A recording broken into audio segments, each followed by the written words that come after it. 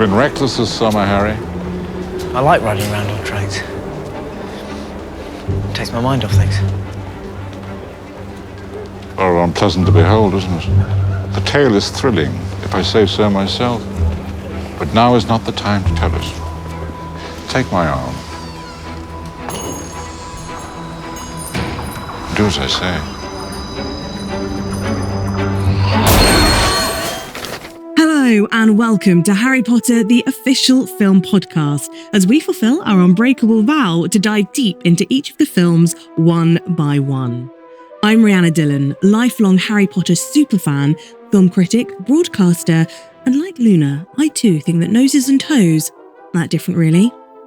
On this show, we'll revisit each movie with a quick recap, not that we could ever forget, and then we'll dive deeper, discussing our hottest takes, pulling out the tiniest details, and digging into the behind-the-scenes magic that made this series so very special. And you can watch every Harry Potter film along with us on HBO Max. Today, we're on to the first half of Harry Potter and the Half-Blood Prince.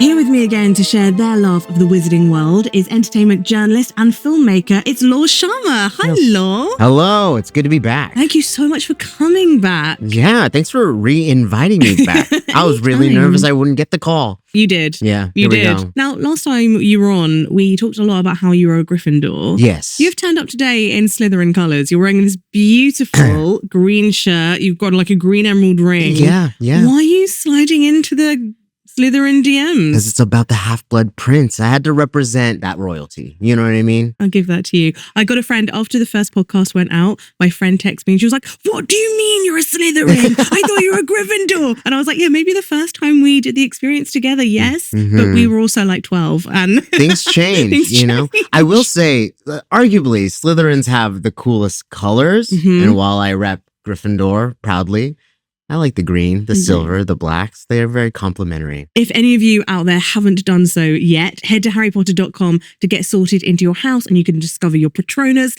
and so much more. So, at the start of this film, we find the wizarding world grappling with the truth of Voldemort's return in the aftermath of the battle at the Ministry. He's back. He's back. And now everyone knows it. I feel like that sets the tone for the rest of the film. So Death Eaters descend upon London. Muggle witnesses be damned. They tear through Diagon Alley. They abduct Ollivander and destroy the Millennium Bridge in broad daylight, presumably killing bystanders in the process. The magical war is bleeding into the Muggle world and the cost is very, very real.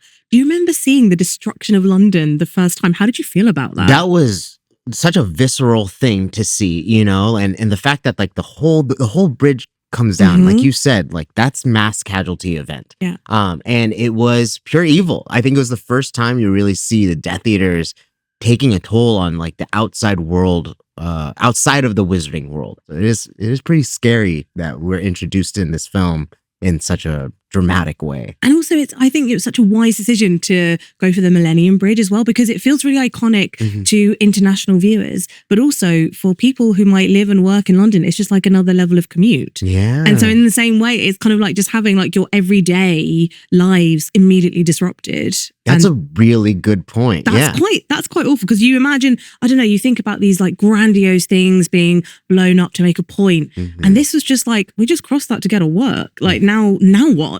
And it's just lives are immediately stopped. Another iconic building that we see in this is the Gherkin. And what's so brilliant about that is just, it's so full of reflections, right? It's just mirrors everywhere in a very like imposing shape over the city of London. And I feel like you talked a lot when you came in and we were talking about Prisoner of Azkaban. You were talking about reflections a lot. You're talking about glass and mirrors. So thinking about that again with this, seeing this immersion into the world of glass, mirrors, reflection, how is that kind of echoed in The Half-Blood Prince? Thematically, I feel like there's a resurgence of those themes in this film of like chaos coming in, about the loss of innocence, right? Seeing through the veil of like what's real versus what's actually happening. And I think that is kind of like a nice portal between the wizarding world and the Muggle world. There are a lot of like parallels, aren't there? We see a lot of people's mirrored paths, which we'll probably delve into quite a lot. 100%. I'm thinking about a mirror right now. that's happening in a very iconic bathroom scene, and we'll get to it. We'll get to it. I'm sure. So Harry spent his summer trying to sit outside of the fray, hiding in plain sight. We find him in a train station cafe reading the Daily Prophet and really awkwardly flirting with a muggle waitress.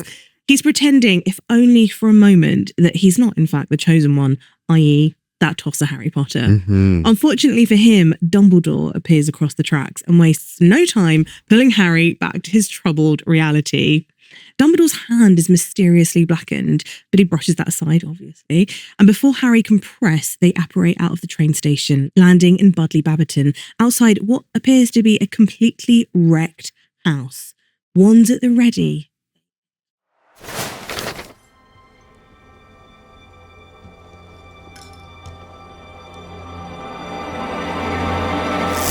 Merlin's beard! No need to disfigure me, Albus. Well, I must say you make a very convincing armchair, Horace. It's all in the upholstery. I come by the stuffing naturally. What gave me away? Dragon's blood. Oh. So Harry and Dumbledore discover former Hogwarts professor Horace Slughorn disguised, I think convincingly, as an armchair, and Slughorn's been hiding from Death Eaters, squatting in borrowed Muggle homes, and insists he has no intention of returning to teach at Hogwarts despite Dumbledore's request. What is your first impression of Jim Broadbent as Horace Slughorn? You know, I had expectations going into the film for the first time of what Slughorn would be like, but I really, really appreciate kind of this understated, lovable version that he comes in with. And he's like such an iconic actor, and instantly endearing. And I think that's super, super important for the course of this film. Because again, we're delving into the themes of like Slytherins, especially with the Half-Blood Prince. And Horace Slughorn is a Slytherin. And I feel like he really manages to tread that line of being like, you know, he has his own course. He has he's very much looking out for himself, but you could never really call him evil. He's so funny in this. I mean, you can't not be. You're dressed as an armchair. Like, you can't not be hilarious. But also, I think Jim Broadbent is so brilliant at finding that dramatic side. Like, that we see the emotion come out of him later on, and it doesn't feel too jarring. No. So you feel like there is this tenderness because he's talking about Lily, he's talking about Harry's mum throughout, maybe. So we're drawn to that emotional side of him quite early on. He's not just an out-and-out comedic character. Yeah, he's seasoned too. He feels like a very lived-in. This guy was a professor or whatever it is, and he just feels like authentic. He feels like a real guy. Slughorn, a collector of talent and influence, is of course drawn to the boy who lived. And as they leave, Dumbledore is entirely transparent with Harry. He brought him along as bait. At least he's saying it with his chest now. Classic Dumbledore.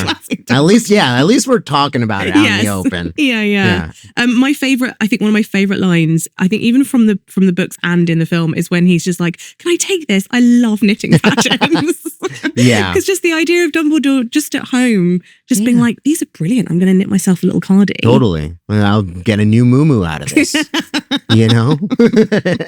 And also, I have to say, it does show like a little bit of whimsy still. Yeah, whimsical is exactly the right word for this. We need it. And we see like Harry's face of wonder. You remember in Goblet of Fire when he's like, "I love magic." Yeah. Like we see that again here. He's not lost how much he loves this world that he's living in. And I also want to just say that this is the movie, they really like it put a lot of magic and imbued it into like the scenes.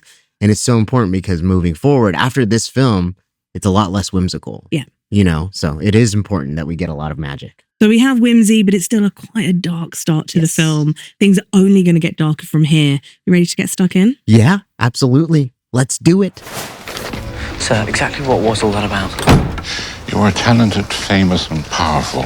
Everything Horace values. Professor Slughorn is going to try to collect you, Harry. You would be his crowning jewel. That's why he's returning to Hogwarts. And it's crucial he should return. After completing another stint as Dumbledore bait, Harry heads to the Burrow. It's warm and familiar, and Harry is welcomed back with laughter, food, and a slightly lingering hug from Ginny that has got a certain undercurrent. Upstairs, Harry, Ron and Hermione talk about the growing sense of fear within the wizarding world. People questioning Dumbledore, parents worrying about sending their children back to school. Hogwarts isn't safe anymore. But also, when has it been? Yeah, fair Right? enough. Yeah. It's been like this, you guys, ever since this little boy came to the school. There are dark wizards trying to get in always. I am absolutely obsessed with the scene on the stairs in this bit. Like, it's so nice to know that with all of the grief that we know that we're about to encounter, there's still this brilliant bit of humor and levity and a lovely introduction back from the Weasleys. Yeah, absolutely. The Weasleys is the family I would want to hang out with in this whole series, you know, and the Burrow just seems so warm and inviting, and it gets warmer later in the movie. It does. Ooh, dark lore. And also, you know, when Ron points out the toothpaste on Hermione's mouth, and then we know that later on that's part of her Mortentia. It's kind of cute. So cute. Sweet. We also see Draco in this newspaper clipping. They're all sitting around and discussing the future.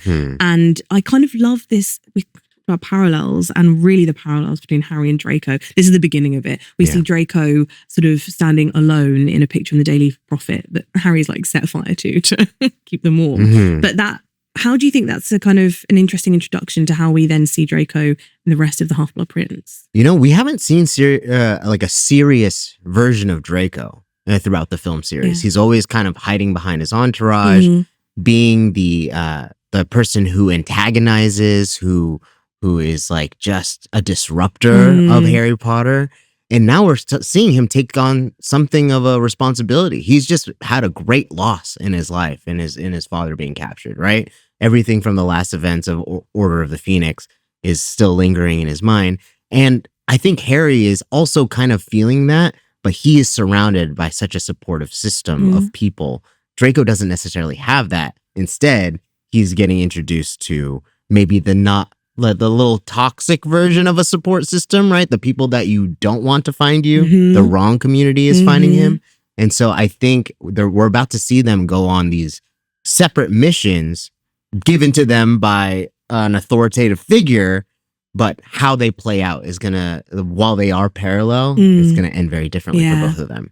Meanwhile, at Spinner's End, we see what the baddies have been up to over the summer holidays. Draco's mum, Narcissa Malfoy, seeks out Snape for help, joined by her sister, the notorious Bellatrix Lestrange. Narcissa reveals that Draco has been given this very dangerous task by the Dark Lord, one that may be beyond his abilities. She begs Snape to help, and Bellatrix takes it a step further and requests that he makes the unbreakable vow. Snape agrees to protect Draco, to assist him, and to complete the deadly task if Draco can.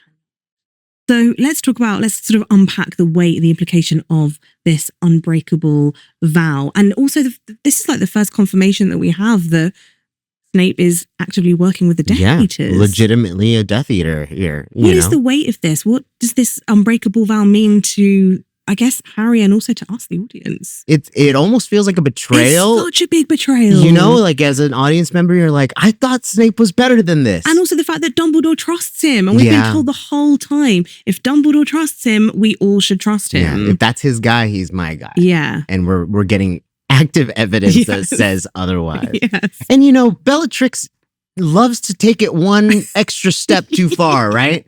And so, like, I'm sure their plan would have been fine, but she had to sprinkle that in, and that obviously raises the stakes for everyone on that side for the rest of the film. So that's pretty crazy implication. We also get the first appearance of Helen McCrory as Narcissa Malfoy with that iconic wig. Oh my gosh. I love that you see like the light of the Malfoy side, but also the dark of the black side as well. They were saying, I think I was reading it, that she wanted to represent like old money. And you get that vibe. You know, this is someone who just knows wealth in crisis. And I think that's like kind of like an interesting kind of juxtaposition, similar to the contrast in her hair, similar to the contrast in the rest of this movie. This movie is full of dark shadows and soft light. And it's kind of cool that it also reflects in the character design. Back in Diagon Alley, with a breakneck change of pace, Fred and George's joke shop is a refuge, thriving, full of colour and life, while the rest of the street is shuttered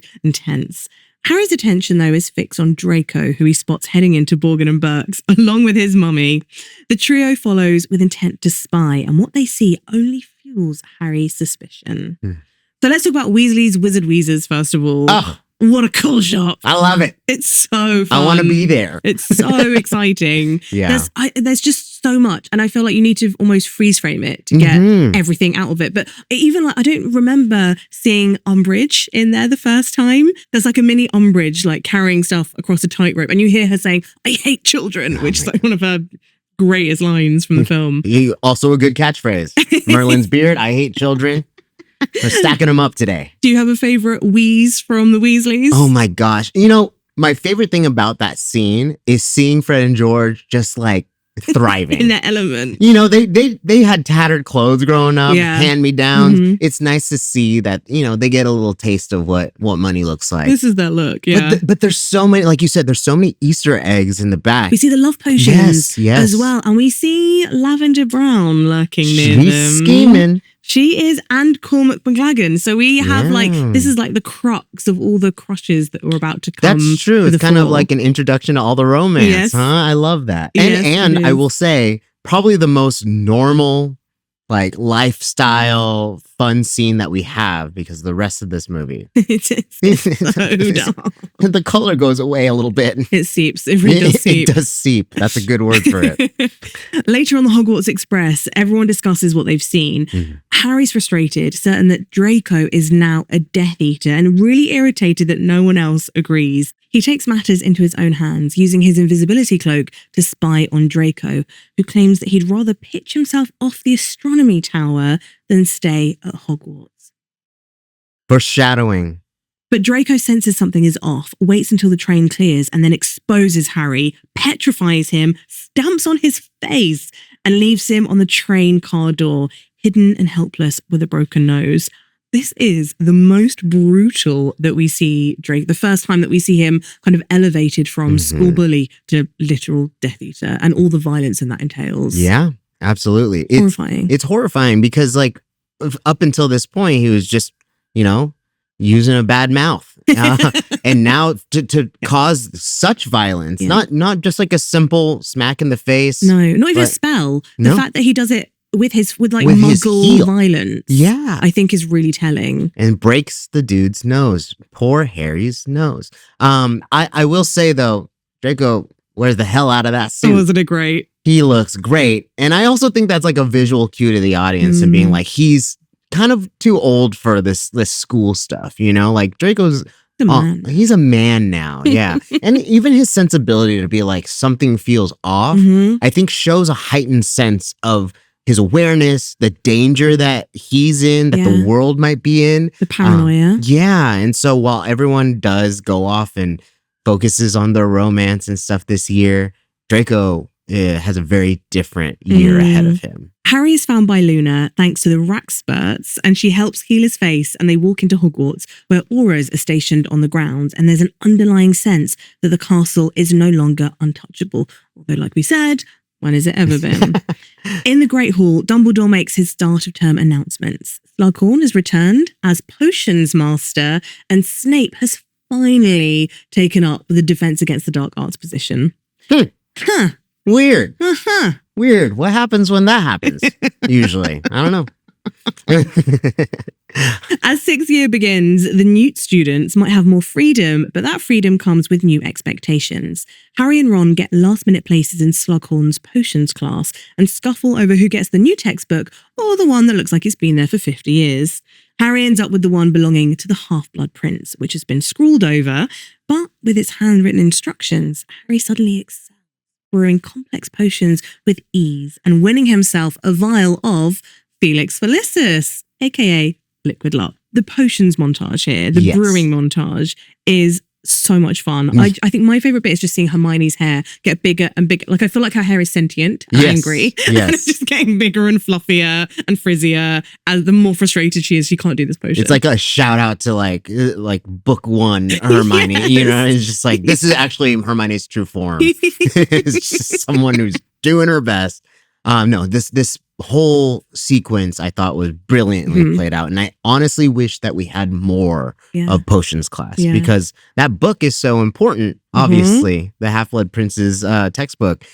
But this scene really shows Harry being an opportunist that he is to get ahead. And I like that. I like that for him. So meanwhile, Dumbledore begins to pull Harry deeper into his understanding of Voldemort's past. In his office, he reveals his collection of memories and shows Harry to the Pensieve. Together, they revisit a moment from Tom Riddle's childhood where a young Dumbledore meets him in an orphanage. And it's clear that Kid Voldemort is a little bit different. Dumbledore recognises both the potential and the danger, though he admits later he did not yet know what Tom would become.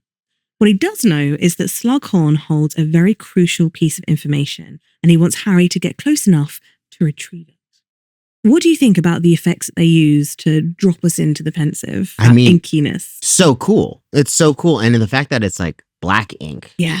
Very, very symbolic, right? I love how things it almost looks like we're apparating into the memory. I love how they manifest into physical forms and stuff. The color palette of those flashback scenes is very interesting. I love the green. Like the fact that everything is a bit green tinged is very Voldy. Yeah. I do think that the film as a whole does keep kind of like a green hue like throughout the whatever filter that they were using or the hue remains pretty much the same. And I think it's like pinpointed in those moments of being like, and this is why, is because we're talking about this. Elsewhere in the castle, Draco is clearly up to no good. While mooching around the Room of Requirement, he discovers a vanishing cabinet.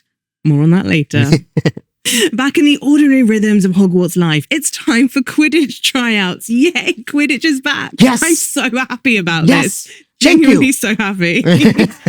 Harry and Ginny lead the team, and Ron struggles under the pressure, competing against the very overconfident and deeply irritating Cormac McLaggen, until Hermione tips the scales with a confundus charm, allowing Ron to make the team. Ron celebrates, buoyed by confidence, while Harry continues to dig deeper into the Half-Blood Prince's book, and Hermione grows increasingly uneasy about the whole thing. Were you equally as excited that Quidditch is back? Oh, absolutely. I was desperate to see Ron as a keeper. I love his little helmet, his little striped sweater. Look at that team. That's a good looking team. They are. Also, I think the costumes for the Quidditch are even better. I love all the jumpers that they're wearing. I also really love the way that they use completely different sound effects to do his tryouts versus Cormac McLaggen. That's so and they true. make Cormac looks like such a superhero. He's so elegant. Even the lines, the way he kind of just casually extends his arm. Yeah. Whereas Ron is rolling over, doing barrel rolls on his. He's in turtle posture. Yes. He's not ready for this. Eyes are bulging. It almost makes you wonder, why are you at tryouts? Don't do this, mate. Don't do this. And how good is Freddie Stroma though? He's so good. He's so good.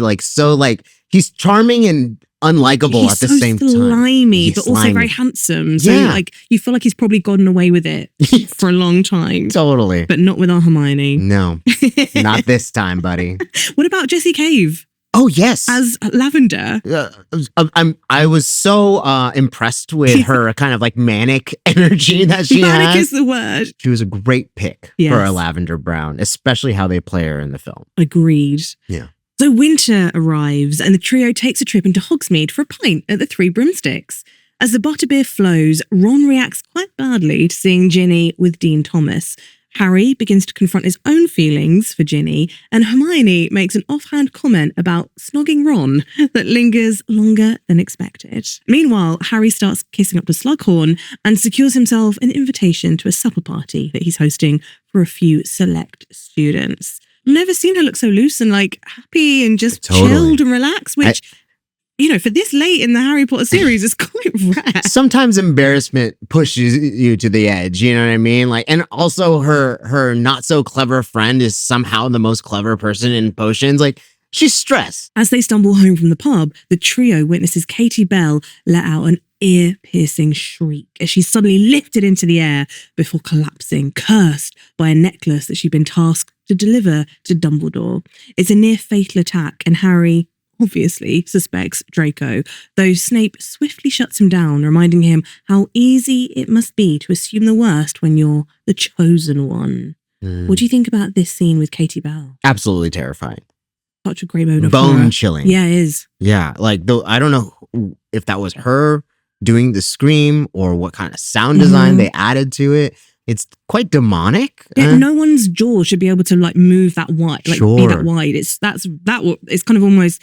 She literally unhinges her jaw. Yeah. It feels very like Exorcist-like, doesn't it? Yeah, it just has like an air of evil to it. Like that shouldn't be happening. Even in the wizarding world, that felt like cruel. Yeah, in a way. Apparently, they use like this life cast to create this when she's suspended in the air, and we see it in Goblet of Fire. We see like all of the kind of under the water, these casts of the characters. I think this is worse because that's more Uncanny Valley. This just looks like her. Yeah. It's so real. If you hadn't told me that, I probably would have just guessed she was on wires. Yeah. You know what I mean? And then McGonagall's like, why is it always you three? Yeah. Fair question. Because she knows it's like, yes, this is troublesome. Yeah. We need to get to the bottom of it. But it had to be you guys. Always you. Man, like your records look crazy right now. There's red pen all over this. That parchment is full. Harry immerses himself in the Slug Club, attending Slughorn's supper party along with the likes of Hermione, Ginny, and the attempting to be seductive Cormac. He does he's like licking his finger with the profiterole sauce. Gross. After dinner, Harry attempts to speak to Slughorn about what he remembers of young Tom Riddle, but he resists, saying only that if a monster existed, it was buried deep within. That's not ominous at all. What do you think about the Slug Club? Do you think it's a good thing? It feels very old. I mean, the same way that everything about Slughorn is very old fashioned, from his like mortarboard to like the way he teaches to having an elite club. I don't think it's a good thing. Obviously helpful for Harry to join it, but kind of weird. Kind of weird to have like a club with the professor like gathering his favorite picks of the litter. Yeah, and what is it? It's like intelligent people who have connections in high places. So why do you think Ginny's there? Gosh, because she's in charge of the Quidditch team. I think that's it, right? I think it's explained in the books that it's because he spots her doing a really brilliant hex, and he's like, "You're good at what you do. Come to my club." And this, I wonder if it is a little bit more like like puppet mastery. Because he's already talked about Gwennick Jones of the Holyhead Harpies. Cormac's there. I know he's got money, but he's also a Quidditch star. Yeah. So no, I think you're right. Actually, it's down to her sports prowess. Yeah. Never thought about that before. That's why we have this podcast. Thanks for watching. Always coming in with the great opinions. And it is actually, now it is time for Quidditch. It's Slytherin versus Gryffindor. Everyone's looking great in their Quidditch jerseys. It's Ron's first match as keeper. His nerves are at an all-time high, so Harry decides to help his friend out with a little sleight of hand. Convinced that Harry slipped him Felix Felicis, Ron makes some spectacular saves, and Ginny scores some spectacular goals as well. And Gryffindor wins despite the blizzard. After the match, Hermione's furious with Harry for using a potion to secure the win. Harry reveals he never actually gave it to Ron. It was just talent and belief in himself, not luck, that made him play well. What a lesson. We all need to believe in ourselves more. The celebration that follows quickly becomes an absolute complicated hot mess, as Lavender Brown lays a big old smooch on Ron, leaving Hermione devastated. Later, in a quiet corridor, Hermione's emotions finally spill over and she lashes out, conjuring birds and apugnoing them directly at Ron before breaking down entirely. And Harry's in the middle, trying to hold things together. And how do you feel about all like the teenage angst, like everything coming out, all of the hormones, the emotions, the joys, the highs, the lows, all come out in this one scene? It was relatable, you know, it's like very relatable that it gets messy because like Ron doesn't necessarily like Lavender Brown right away, right? But then it's like, oh, this girl's into me. I am now into her. You know, like that's such a teenage boy thing, right? What you see afterwards, though, I love that scene. Harry and Hermione having that like really organic kind of confidant moment. He's just there for her. Yeah, he's growing up too. It's like a very human adult moment, you know, and I love that. But then we also see Draco all alone on the astronomy tower, just completely isolated. He's not able to be a teenager at this point. He can't join in with these celebrations. He's not, I don't think he's even playing Quidditch. Like he would normally be, you know, jeering at Ron, right? In this position, he'd be first in line. But like all of these things are so secondary. Like Harry, at least, despite having been given this task by Dumbledore, he's still able to enjoy being a teenager. Totally. Draco does not have that luxury. No, he doesn't. I mean, the suit isn't the implication of that, right? Yeah, he's so buttoned up. He's so tied up. He can't, he literally can't let loose. I do think they do something real. It's one of my favorite transitions in the movie is this actual moment is where you see Ron and Lavender through the window, and then we do this wide kind of sweeping shot where Draco's like pensively sitting at that astronomy tower. Yeah. And it's kind of a reminder, and I think the flow of this movie is so good because of these moments that it's like, hey, this is what's really happening. Like, this is the plot that's developing. Because the romance stuff is there to showcase age and those interpersonal things, but the danger is still looming. And I think that's really cool. By the time Christmas approaches, everything's feeling tangled. Relationships are strained, loyalties are tested, and beneath it all, a growing sense that tensions outside the castle walls are inward. And that is the first half of Harry Potter and the Half-Blood Prince. Can we keep talking about it, though? We can keep talking about it, of course. Anything for you, Law. Good. No one ever says that to me. So, nice. Do you have like a favorite like moment or character read or something like? What is your highlight from the first half of this film? I mean, I do love the weird, awkward, flirtatious scene with the Muggle girl. I love it because I think what Daniel Radcliffe does so well in this film, and I know he's gone on to say that he doesn't love his performance in this film, but I think his comedic acting is exceptional in this. And seeing him be awkward and you know, try to flirt with this girl who would make any young boy nervous, right? Yeah. That's kind of like an endearing thing to show that he's still a teenager. So I do love that. And on top of that, like all of the pensive stuff, like there's a lot of moments in this movie that are just like, they strike me in different ways. Do you have a favorite like standout moment from the first half? I honestly love everything Quidditch. I think what really impresses me about the Quidditch match is it really feels like you can really see the update in the technology and everything from even like the first film. The way that the players fly in formation, I find so incredibly satisfying. They feel so tight as a team. And as much as I hate to say it, you know, Oliver Wood was the best captain that Gryffindor could possibly have had, but maybe Harry and Ginny together working as a team actually have a bit more of a sense of what's going to win us this match. Yeah, because they do, and it's not just down to Ron. I feel like we see Gryffindor at their best. Totally. Yeah, you know, that's a really great call out because we see like Harry taking this almost like captain like role for the first time.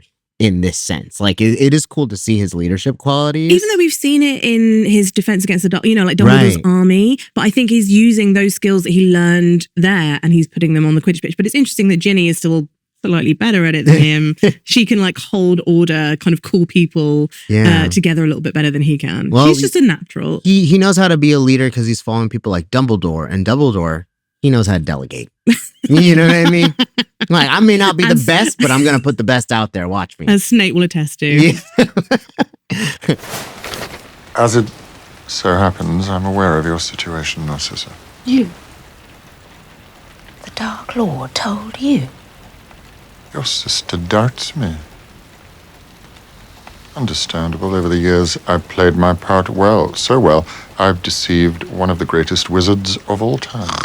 Dumbledore is a great wizard. Only a fool would question it. I don't doubt you, Severus. You should be honored, Sissy. As for Draco.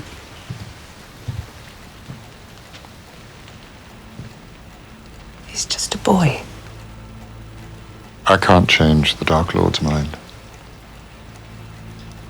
But it might be possible for me to help Draco. Snape and Draco have always hovered in this really morally ambiguous space, but in this film, we begin to see them operating in closer proximity to Voldemort. So we are required to discuss the connection between them as they carry out these parallel missions. So thinking really specifically about Alan Rickman and Tom Felton, what kind of specific performance choices make them feel so connected as everyone's embarking on their own secret mission here? Yeah, I think in the same way that you know, Michael Gambon and Daniel Radcliffe have that like almost like older, you know, father figure and child kind of relationship. You see that with Tom and Alan in their performances. I think, and this might be a bold claim, but I think Snape in this movie is maybe the kindest he's ever been perceived in this series. Considering we've just found out that he's a Death Eater, apparently. Absolutely. And it's kind of weird to see him take a softer kind of role for a character that is not soft. Like, maybe internally soft, but, this is the movie where Draco does have really angsty moments. Yeah. Not just like, he's being a little annoying. He's just like, I'm going to tell my father about this. Exactly. Real insular. Angsty choices that he's making that make him actually quite vulnerable. I think that's been one of my favorite things about what Tom does, is that this might be one of his better performances throughout the series, because his character has more depth and things to do. And I also know that Tom Felton has spoken out about being so incredibly proud of this film. It's his favorite one, but also how nervous he was to share these like individual scenes with both Alan Rickman and Michael Gambon. It's not that he didn't share scenes with these like legendary actors in the past, but because the role itself has shifted into something very vulnerable and very human, he probably has to access those feelings within himself as Tom Felton, and then sharing that with someone who has been doing it for decades and is known for their ability. That I can understand the intimidation factor there. But at the same time, he does a beautiful job at transforming Draco from what we knew into like this current state, right? Like it's harder than the like, oh, Porter, like, like you're just like being like brash and having this false bravado, but real emotion. I think this is the first time we get to see Draco really, really, really play with that. Yeah, I think you're absolutely right. We've also discussed, you mentioned this kind of almost being like a spy film, because we talk about each film having its own subgenre. So do you think that the subgenre of this is a spy thriller? Kind of espionage, you know? It is. Like both boys are on a mission. Yes. The bit in the train carriage when he like pulls down all of the blinds, I was like, oh, this is so, it feels very like Cold War-y, doesn't it? And briefcase, like he has like a briefcase, it's like a cane. 007, 006, you know what I mean? It's GoldenEye, but it's Harry Potter. Like I love it. It's really cool. Time for Outpost, which I always love. And this has arrived from a fellow Potter fan. You're going to have some thoughts, I think. Okay. This is about the most iconic moment. This is from Bria in Fort Lauderdale in Florida. For me, the most iconic moment in this film is Hermione crying after seeing Ron with Lavender. There's something about how the music pulls at my heartstrings during Harry and Hermione's chat about feelings and love. Maybe it's the sound of the keys and the strings as they play the ballad mixed together with the breeze in the room that always sits with me. Breeze are romantic. Yeah. I like finding the beauty in sadness for some reason. So it's iconic for a hopeless romantic who loves movie scores. Oh my gosh. That's what so a beautiful sweet. message. Yeah. How do you feel about this? The music, I mean, it's Nicholas Hooper's score. How do you think he sort of elevates the romance in this scene in particular? In the same way that you're feeling kind of the heartbreak and emotion that Hermione is going through, the melody does kind of reflect kind of the pacing and the way that the scene moves, even Harry's acceptance of it at the end. And then the big swell, obviously, when she sends those little birds off, like it. What I really like about Nicholas Hooper's score throughout is that it's very present. It's probably one of the best scored films in this franchise. I felt like he was doing things to kind of like keep the theme going of like the looming danger, no matter what the situation is. Like even Hedwig's theme at the beginning has like weird chords that play that kind of like take you out of it. And you're like, oh, something's coming. He knows exactly when to push and when to pull back. It's not, you say it's present, and I absolutely agree with that because you do notice it at kind of really like impactful moments throughout, but it never feels overwhelming. It never takes away from what's happening on the screen, which is obviously how a perfect score should be. When a score is seamless to the emotion in the scene and how the pacing is, it's beauty. That's cinema, you know? Harry's last line in that scene kind of like sums up. It does feel like that. It really does feel like that. It feels like that. Yeah. So relatable. So if you've ever had a crush or seen somebody you love kissing somebody else, the heartbreak. Romantic and heartbreaking at the same time. It does feel like that sometimes. Thanks, Bria. You. And we want to hear from you, so keep an eye on our socials at Harry Potter for your chance to send in your favourite moments, your burning questions, and of course, your hottest. The Half-Blood Prince, I feel like in particular, features some wonderful moments of very broad comedy. I think especially through Slughorn and everything that he brings, including the use of potions. And the filmmakers also really lean into the physical comedy and the visual gags to create that levity in what could otherwise be a very bleak story. So do you have a favorite comedy moment in this? Yes. We haven't seen it on this episode, but in the back half, it's when Harry takes the liquid luck and he goes on his little excursion. I think that is some of my favorite acting from Dan Radcliffe in this series because his comedy chops are so good. It makes sense that he's on sitcoms now. Yeah. I know he did extras back in the day when he was still Harry Potter age. He is so funny. His timing is so good. His delivery is so good. And oh my goodness, when Harry does the pincers, I crack up every time. Every time I pause it and I send a screenshot to my friend because it's my favorite moment, I think, in the entire series. Yeah. I'm absolutely with you. But also they managed to balance so much of the drama of it. Like there is that scene goes on to have this such a poignant moment between one of the best Harry moments. and Horace. Yeah. Totally. And it never feels jarring. No. It's so seamless. And of course, editing plays a very crucial role Absolutely. in propelling the film forward from moments of those high comedy to these devastating emotional sequences. So I, very luckily, had the opportunity to sit down one-on-one with the editor of the film, Mark Day. So let's see what he had to say. Mark Day, welcome to Harry Potter, the official film podcast. Thank you so much for coming on. Thank you very much for inviting me. Half-Blood Prince is such a brilliant film and it is doing so much all at once. So when you first looked at the material, what did you feel was like the real spine of the film? Well, actually, obviously, it's all about Snape, isn't it? And but also, I love Slughorn. I love Horace Slughorn. I think he's such a great character, and Jim Broadbent played him so well.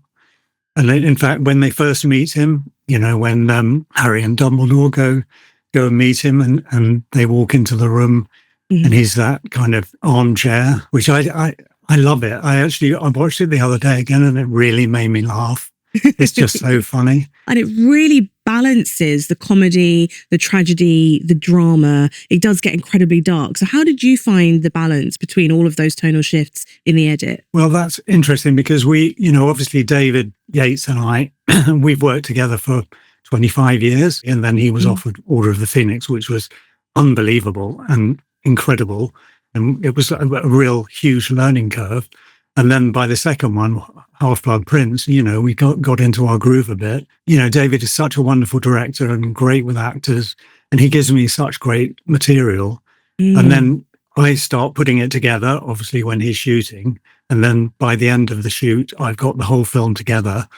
And then we work together very closely. And that's where we find the rhythm of each scene, and what we need to take out and what we need to expand or change. And that's where we find the darkness and the light together. I think what I especially love is that you do give these like teenage moments time to breathe in the Half-Blood Prince, and we see all of the actors like really getting to like stretch their comedy chops. Like especially like Rupert Grint and like Jesse Cave with Lavender and Ron.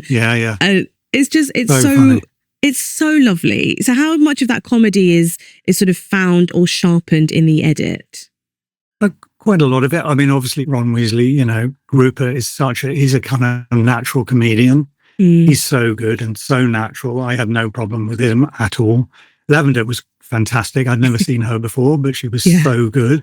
And also, I'll tell you the other lovely scene I liked was the dinner scene. And you get that kind of Cormac McLaggen, eyeing up Hermione, which is hilarious. A lovely scene, just so beautifully directed by David. He gives me all this wonderful footage, which I can then just play with as you watch the film over and over again. At first, because when I first put a scene together, it feels really good to me and I'm happy to show David.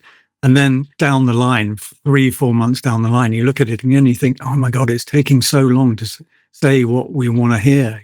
So then you start tightening things up, losing lines or whatever, or parachuting into a scene halfway through or leaving it before the end or whatever, you only learn that by watching the film over and over and over again, 1,000,000 times. It really, there's no shortcut to a fine cut. That's what I've always said.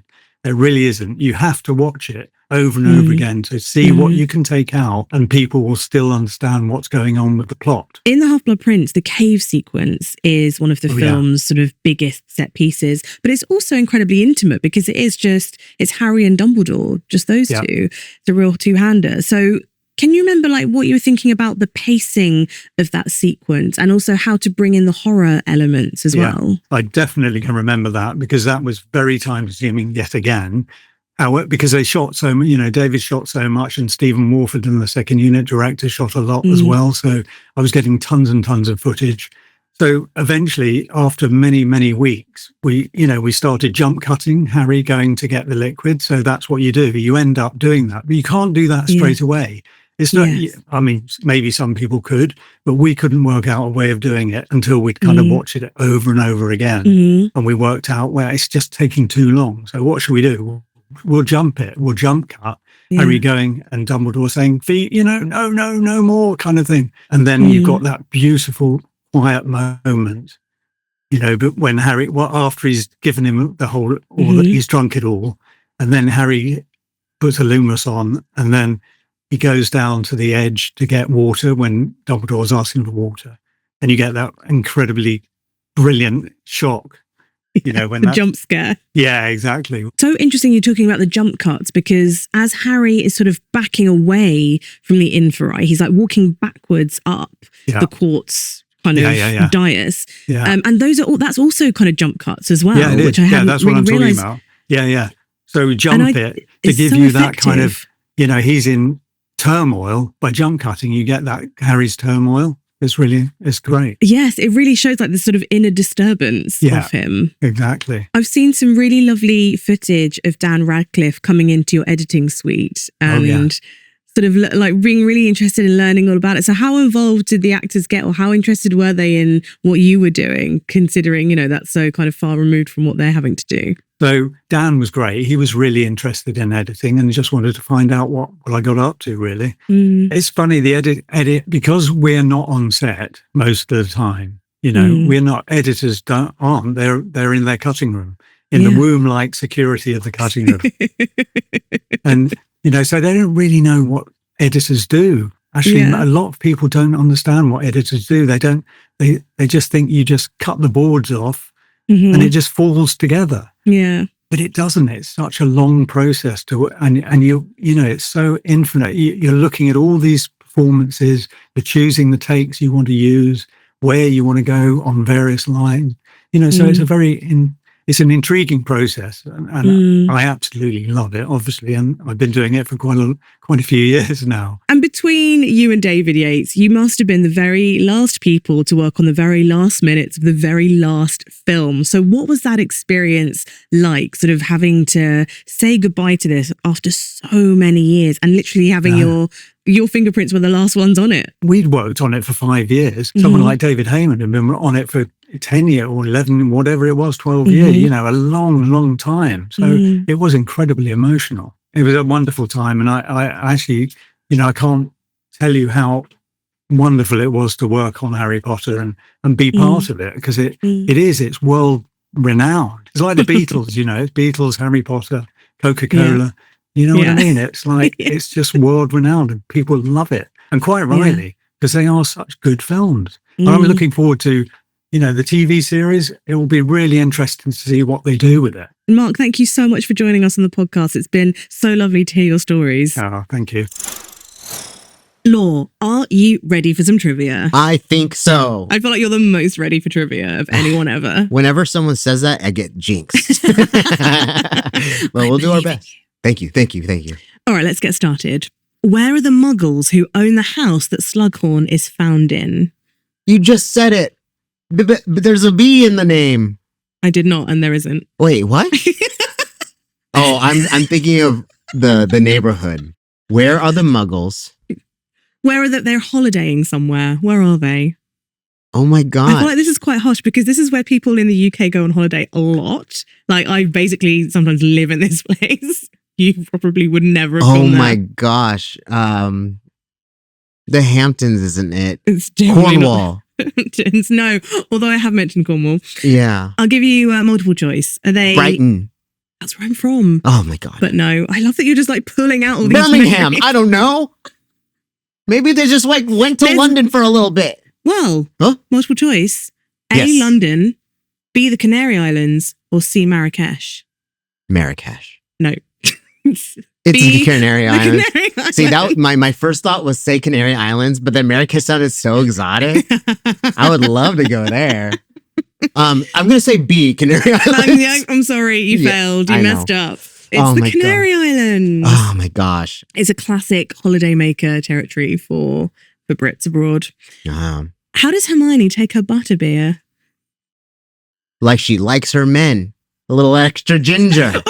Booyah! You are 100% correct. Thank you.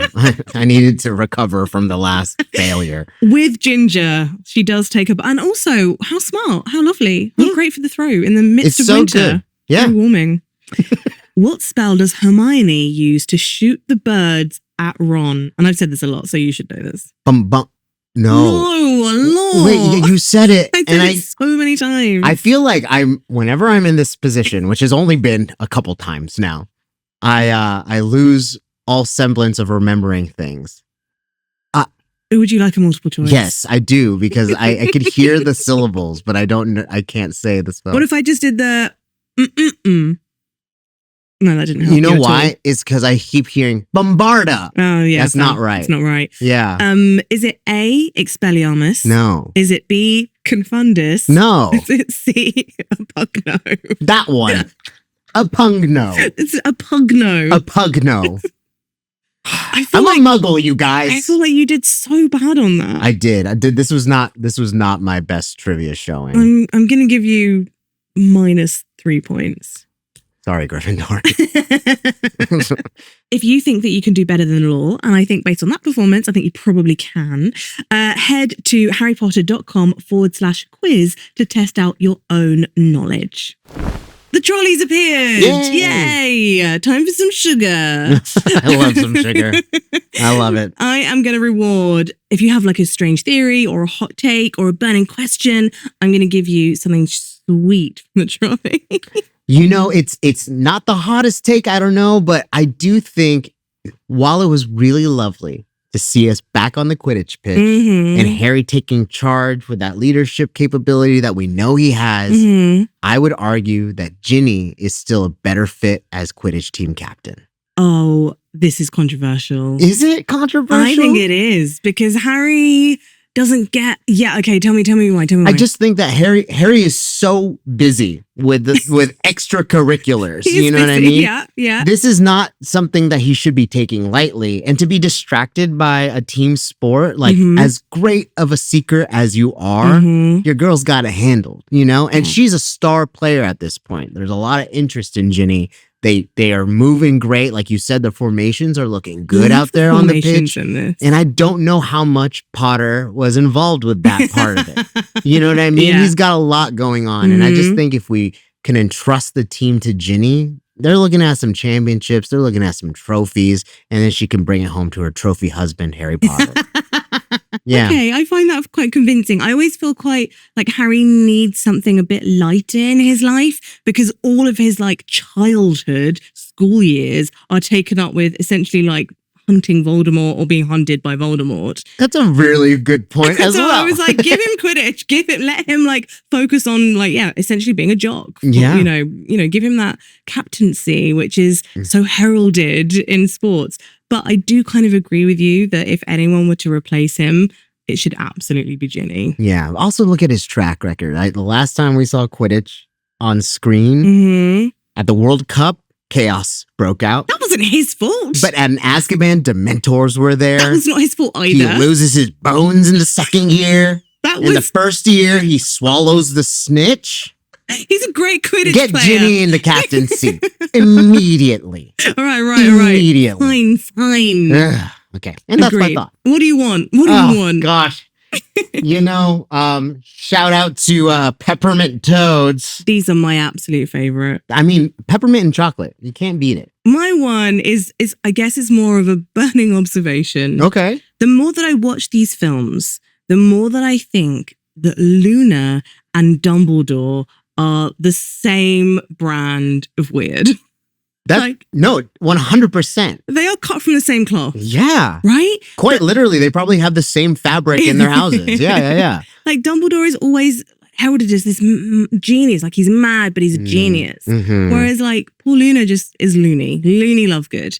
And I feel like they are absolutely the same. Like they come out with the most outrageous lines out of nowhere. They're quite random people, but I think it's because their brains have so many trajectories that they go down. They're both obviously very kind-hearted. They both love Harry. They both see Harry, I think, in a way that no one else, even like his best friends, really do. I feel like Luna, I mean, literally at the beginning of this film, she finds him due to the Raxburts. And Dumbledore is always able to see. And I think they are kind of perfectly paired. I wish they had scenes together. I wish we saw how they might have like interacted. Because I just feel like game recognizes game. Yeah, and maybe that's why they didn't mix too much, because they're just like, I see you. I see you too. What do I get? If you're asking my opinion, I think I know what Dumbledore would choose, but I don't want to influence you in any way. He doesn't like Bertie Bott's savory flavored beans. But he tries, and he's iconic. He tries to update his hate, and then he's like, oh, no. Okay. What would Luna choose? How about that? Luna would, I think, really enjoy the chocolate frog because she's a super smart Ravenclaw, and these get little facts with them. Little facts about that you're learning. You're kind of learning about all these famous witches and wizards. Okay, Trolley, you've done your job. Thank you very much. See you later. Well, we're halfway through the Half-Blood Prince, but there are still some memories to uncover. Next time, Laura and I make our way through the conclusion of Harry Potter and the Half-Blood Prince. I can't wait. Join us on our film-by-film look back through the series and rewatch every Harry Potter film on HBO Max.